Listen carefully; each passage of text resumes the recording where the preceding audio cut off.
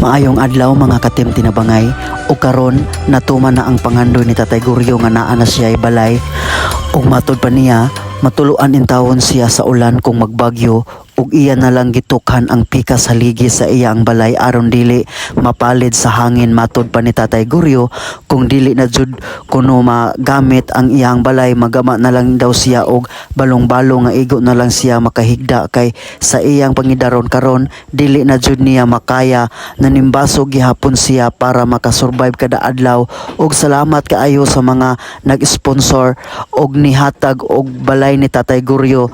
Ang Ginoo nalay magsukli sa inyo ang kamaayo ug wala damhan ni Tatay Guryo nga mahatagan siya og balay, walay kabutangan sa iya ang kalipay. Thank you and God bless. Kani nga balay nga inyong nakita mao kini ang gipuy-an ni Tatay Guryo. Nagtakilid na jud in tawon og matuluan siya magulan pero iya ran jud giagwanta kay wala siya laing mapuy-an. Ug karon inyong nakita nga dako na kaayo ug kausbanan ang balay ni Tatay Guryo ug dili na jud in tawon siya matuluan kung magulan ug naapay mga kurtina dako kaayo ug wanang ang iya ang balay.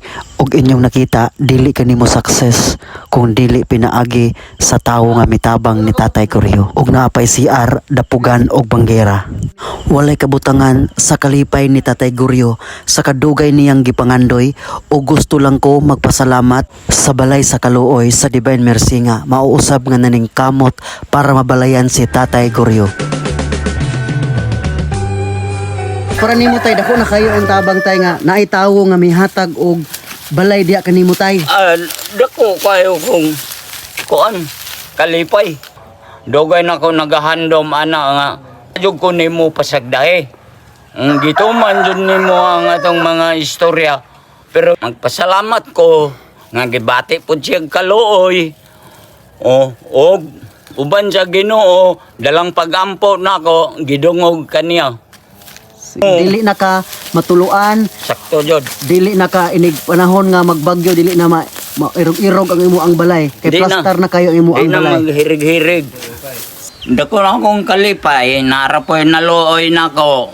Unsa may kastorya nimo tay labi na nag-sponsor ani nga balay tay nga mianhigid siya mismo nga nagpahatod siya ang tabang.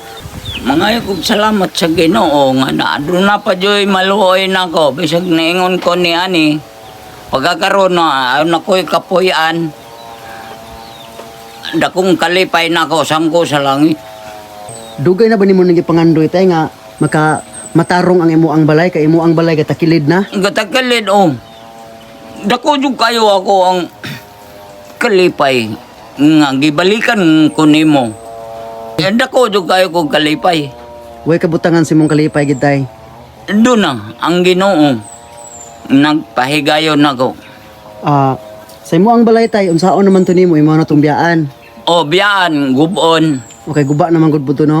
Guba naman. Ako gamiton po ng mga lansyang. So, ug wala ka ni ani tay maabot ang panahon nga maguba man gyud imo ang balay ug wala ka namo napagami-an eh. Unsa asam unsa man tay mo? Balong-balong po ko, igo na lang nako pong kuan, kapuyan. Di lang mabasa.